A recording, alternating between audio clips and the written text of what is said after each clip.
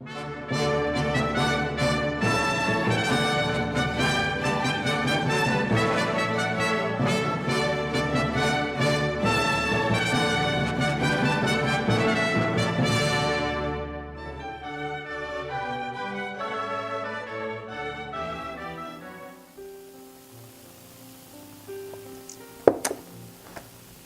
afternoon, everybody. Welcome back. And today we'll be cooking a dish that you can cook for your friends as the holidays come about us here, and you'll be entertaining. And you can make this very simple dish, which is based on one of my grandmother's ancient recipes. Once again, the flavors are simple, and that's the beauty of this. They'll shine through. It's easy to make. You'll be able to spend time with your company, and something different. We're all looking for something a little different to make.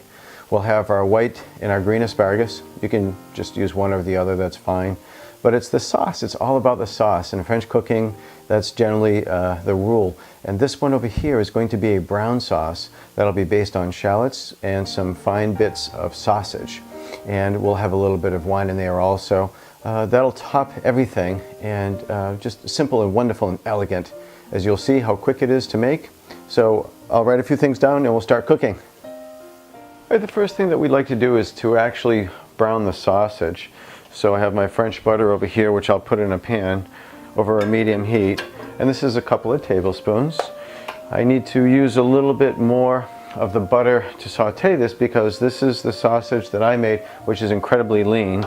But we'll put this over a medium fire, let that melt a little bit. And here's the sausage. The only thing that I need to do now is to take off the casing over here.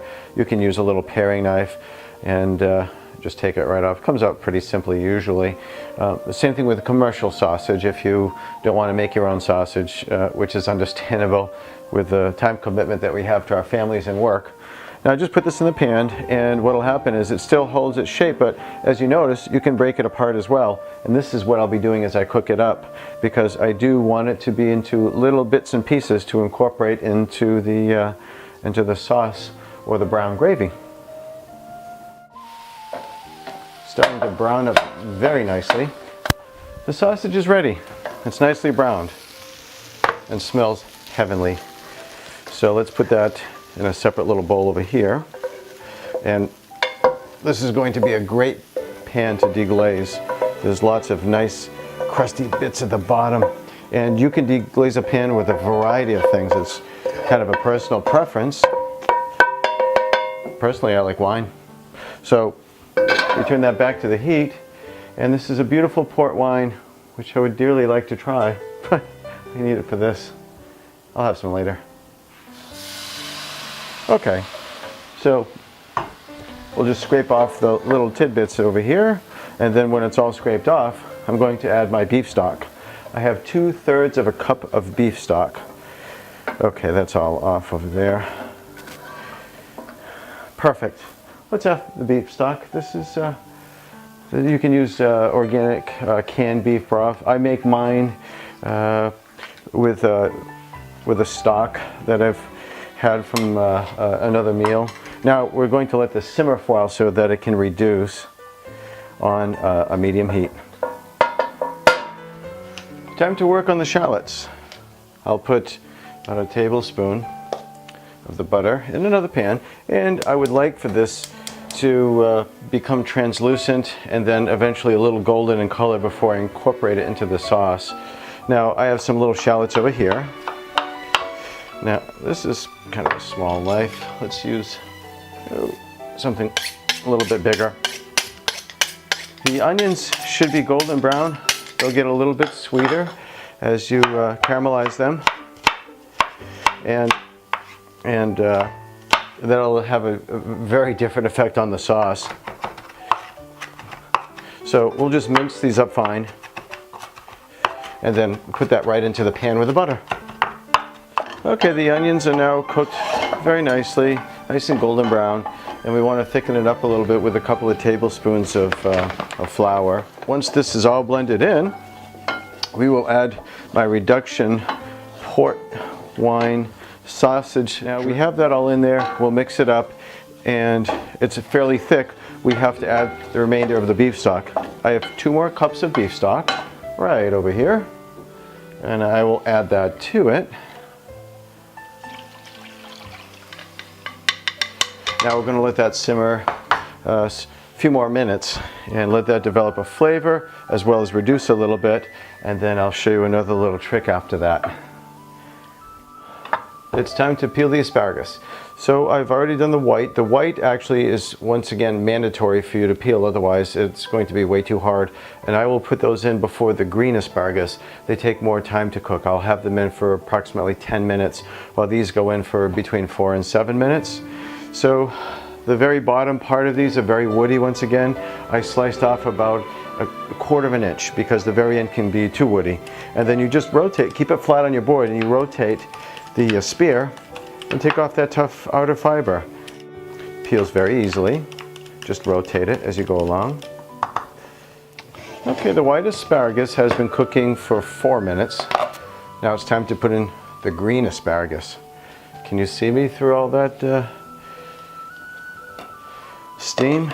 Okay, let's put that back on, and we're going to put this on for about another 7 minutes, and then we'll check it with a fork to see how well done it is. But meanwhile, a lot of you, my friends, are probably asking, when's he going to do it? When's he going to add it? Now I'm going to add it. Here's the sour cream.